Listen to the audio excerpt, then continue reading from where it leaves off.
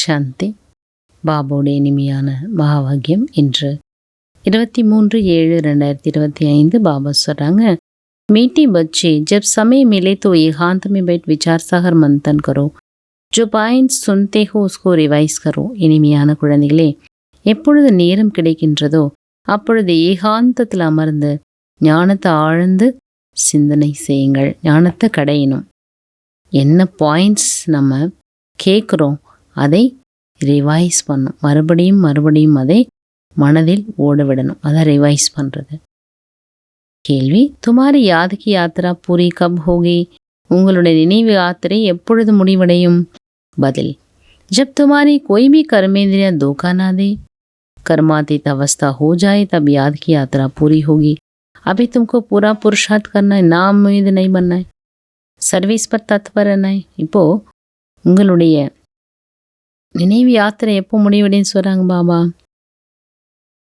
எப்போ உங்களுடைய எந்த ஒரு கர்மேந்திரியங்களும் ஏமாற்றக்கூடாது. கண்ணு, காது, மூக்கு எல்லாம் சொல்கிறபடி நடக்குது. கர்மாத்தீத்த நிலை அடைஞ்சிடுறீங்க. அப்போ நினைவு யாத்திரை முடிஞ்சிடும். அப்பொழுது உங்களுக்கு முழுமையாக அந்த புருஷார்த்தம்ன்றது முடிஞ்சிடும். நீங்கள் முழுமையாக அதுக்கு முயற்சி பண்ணுங்க.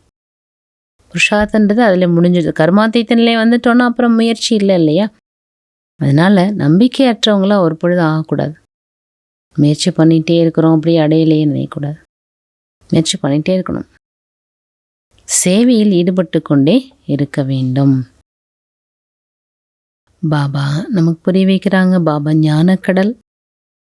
பக்தியை பற்றி கூட நம்ம தெரிஞ்சிருக்கிறோம். குழந்தைகள் நாம் பக்தியில் என்னெல்லாம் செஞ்சோம்? யஜ்யம், தபம், தானம், புண்ணியம் எல்லாமே செஞ்சோம். பாபாவோட மகிமை பாடணும். ஆனால் எல்லாம் தலைகீழாக இருந்தது. வாஸ்தவத்தில் ஸ்ரீகிருஷ்ணனுடைய மகிமே இல்லை. ஆனால் அவரை நம்ம நினச்சிட்டோம். அவரை பற்றி நம்ம முழுசாக தெரியல. ஒவ்வொரு விஷயங்களையும் இங்கே பாபா நம்ம புரிய வச்சிட்ருக்காங்க. ஸ்ரீகிருஷ்ணா யார்? வைகுண்டத்தினுடைய எஜமானன் அவர் இல்லையா? வைகுண்டத்துக்கு ராஜாராணி அவர். अच्छा बाबा पूछते, श्री कृष्ण को त्रिलोकीनाथ कहा जा सकता है क्या? சரி, நீங்கள் ஸ்ரீகிருஷ்ணரை தான் வைகுண்டநாதன்னு சொல்கிறீங்க.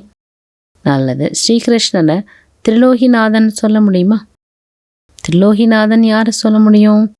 ஒரே ஒரு ஸ்ரீ பாபா. புரிஞ்சிட்டீங்க? 3 லோகத்துக்கு அதிபதி. மூலவதனம், சூக்ஷ்மவதனம், ஸ்தூல உலகம்.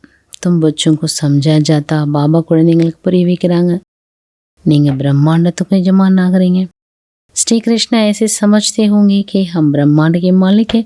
ஸ்ரீ கிருஷ்ணா அப்படி புரிஞ்சுக்குவாரா? நம்ம பிரம்மாண்டத்துக்கு எஜமானாக இருக்கேன். இதெல்லாம் பாபா நமக்கு சொன்ன பிறகு தானே புரியுது. பிரஜாபிதா பிரம்மா உங்களோட great great grandfather. Shivbaba சிவபாபாக்கு சிறப்பு பாபாயே கஹேங்க. சிவபாபா நீங்கள் அப்பான்னு மட்டும்தான் சொல்லுவீங்க. அப்போ நாம் எல்லோருமே யார்? சகோதரன் சகோதரன். इतने सब ब्रह्मा के बच्चे. இவ்வளோ பேர் நம்ம பிரம்மாவுடைய குழந்தைகள். சப்கோ மாலுங்க பிரம்மா கே பச்சே பிரதர்ஸ் ஹோ கயே. நம்ம எல்லாருமே யார்? பிரம்மாவுடைய குழந்தைகள், பகவானுடைய குழந்தைகள். சிவபாபாவுக்கு அப்போ நம்ம எல்லாரும் பிரதர்ஸ். பரந்து வகை நிராகாரி துனியாமே. அது நிராகார உலகத்தில். இங்கே சரீரத்தில் வந்துட்டோம் இல்லையா? இப்போ நீங்கள் பிராமணன் ஆயிட்டீங்க.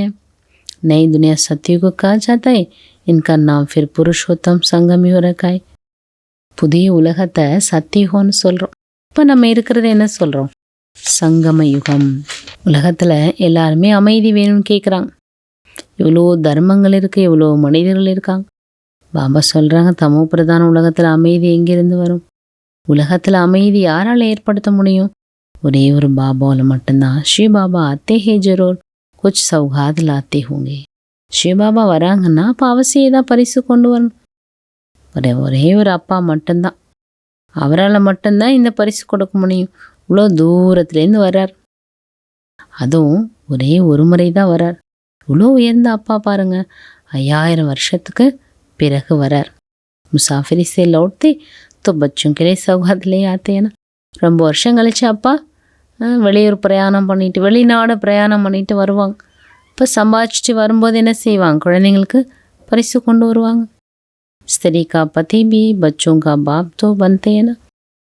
ஸ்திரீக்கு பதியாகவும் இருப்பாங்க, குழந்தைகளுக்கு அப்பா அவர் இல்லையா? ஃபிர் தாதா பர்தாதா தர்தாதா பன்தே ஹே. பிறகு பாருங்க அவரை தாத்தா, அப்புறம் தாத்தாவுக்கு தாத்தா, அப்படி போயிட்டே இருக்கும் இல்லையா?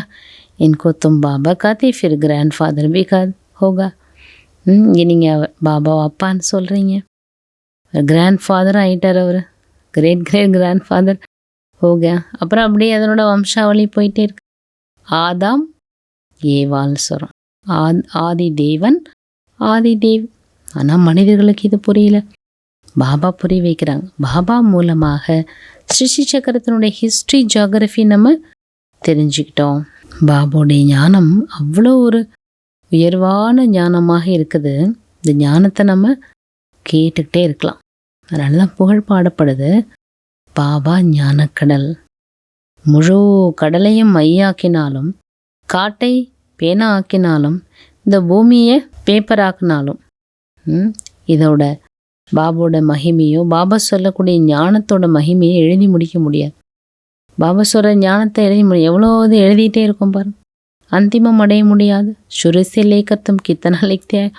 வாணி நீங்கள் எழுதிட்டே இருக்கீங்க, இப்போவும் எழுதிட்டே இருக்கீங்க, எவ்வளோ பேப்பர் பாருங்க. தும்கோ போய் தக்கா நெய் கானாய். நீங்கள் கலைப்படையக்கூடாது. முக்கியமான விஷயந்தான் அல்லாவை நினைவு செய்யணும். அல்லா தான் முக்கியம். இங்கே நீங்கள் வருவதே எதற்காக? சிவபாபா கிட்ட அவரிடமிருந்து ஆஸ்தி அடைவதற்கு. அப்போ பாபா நினைவு செய்யணும், ஆஸ்தியை நினைவு செய்யணும். சிவபாபா இவரோட சரீரத்தில் பிரவேசம் இருக்கிறார். எவ்வளோ அன்பாக படிப்புக்கிறார் பாபா. எந்த ஒரு பெருமையும் அவர் செஞ்சுக்கிறது இல்லை. நான் யார் தெரியுமா அப்படிலாம் பாபா இதை கேட்குறாரு. நான் எப்படி வந்திருக்கிறேன்? நான் சாதாரண சரீரத்தில் வந்திருக்கிறேன், அதுவும் பழைய சரீரம். இது எவ்வளோ சாதாரண ரீதியில் பாபா வந்து படிப்பிக்கிறார், எந்த அகங்காரமும் இல்லை. பாபா சொல்கிறாங்க, तुम मुझे खाते हो बाबा पति दुनिया पति शरीर में आओ. நீங்கள் என்னை கூப்பிட்டது எங்கே தெரியுமா? பதித்த உலகத்தில், பதித்த சரீரத்தில் வந்து எனக்கு படிப்பினை கொடுங்கன்னு சொல்கிறீங்க. அப்போ பாபா அங்கே தானே வர முடியும். சத்தியுகத்தில் நீங்கள் அழைச்சிங்களா? அங்கே அழைக்கலையே. வந்து வைர வைடூரியங்கள் பதித்த மாளிகையில் வந்து உட்காருங்க, போஜனை சாப்பிடுங்க, சிவபாபா வாங்க நீங்கன்னு கூப்பிட்டீங்களா? சிவபாபா அந்த மாதிரி போஜனத்தை ஸ்வீகாரம் பண்ணுறதும் இல்லை. சத்தியுகத்தில் நீங்கள் என்ன அழைக்கிறது இல்லை. ஆகே புலாத்தே தேக்கி ஆக்கர் போஜன் காவ். முன்னாடி நீங்கள் கூப்பிட்டீங்க, ஆனால் சத்தியுகத்தில் நீங்கள் கூப்பிடல, பக்தியில் கூப்பிட்டோம். 36 प्रकार का भोजन खिलाते थे और फिर भी होगा. பக்தியில் என்ன செஞ்சீங்க? 36 விதமான போஜனம், பிற 58 போஜனம், அப்படி நிறைய இருக்குது. அது மீண்டும் நடக்கும். இதெல்லாம் நம்ம பக்தி செய்யும்போது விதவிதமாக போஜனம் செஞ்சு என்ன செய்வோம்? பிரசாதம் படைப்போம். ஸ்ரீகிருஷ்ணனுடைய சரித்திரம் பாருங்கள். அவர் சத்தியுகத்தினுடைய பிரின்ஸ். அவரை பதித்த பாவன்லாம் சொல்ல முடியாது. சத்தியுகத்தில் அவர் விஸ்வ மாளிகா எப்படி ஆனார், அது கூட நீங்கள் தான் தெரிஞ்சுக்கிறீங்க. அச்சா, பாபா இன்னைக்கு தாரணைக்கு சொல்கிறாங்க, அதிகாலை நேரம், அரை மணி நேரம், 3/4 மணி நேரம் மிகுந்த அன்போடு ருசியோடு படிப்பு படிக்க வேண்டும். அதிகாலை நேரத்தில் ஆதா பௌனா கண்டா, அரை மணி நேரம் இல்லை 3/4 மணி நேரம் அன்போடு ருசியோடு இந்த படிப்பு படிங்க. பாபாவின் நினைவில் இருக்க வேண்டும். நினைவு நம்ம அப்படி முயற்சி பண்ணணும். நம்மளோட அனைத்து கர்மேந்திரியங்களும் வசமாகி விட வேண்டும். நினைவு அப்படி செய்யணும். நினைவில் உங்களோட முயற்சி அப்படி இருக்கணும். எல்லா கர்மேந்திரியங்களும் வசமாகி விட வேண்டும்.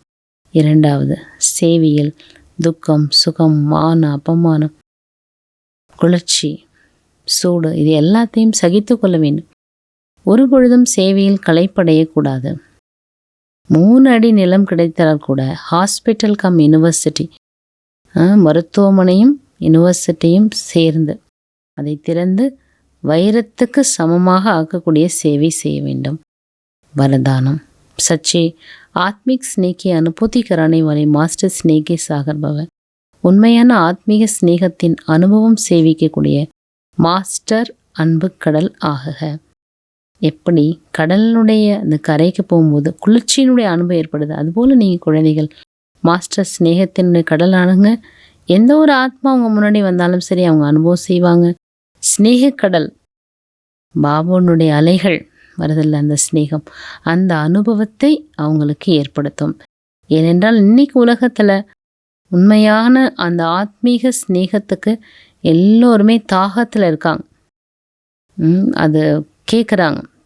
பாபா சொல்றார் அதில் ரொம்ப பசியில் இருக்காங்க. ஏன்னா சுயநலமான ஸ்நேகம் தான் நிறைய இருக்குது, ஆத்மீக ஸ்நேகம் இல்லை. சுயநலமான ஸ்நேகத்தை பார்த்து பார்த்து அவங்களுக்கு அது வீண்னு தெரிஞ்சிட்டு அந்த ஸ்நேகத்துலேருந்து அவங்களுக்கு என்ன விலகிட்டாங்க.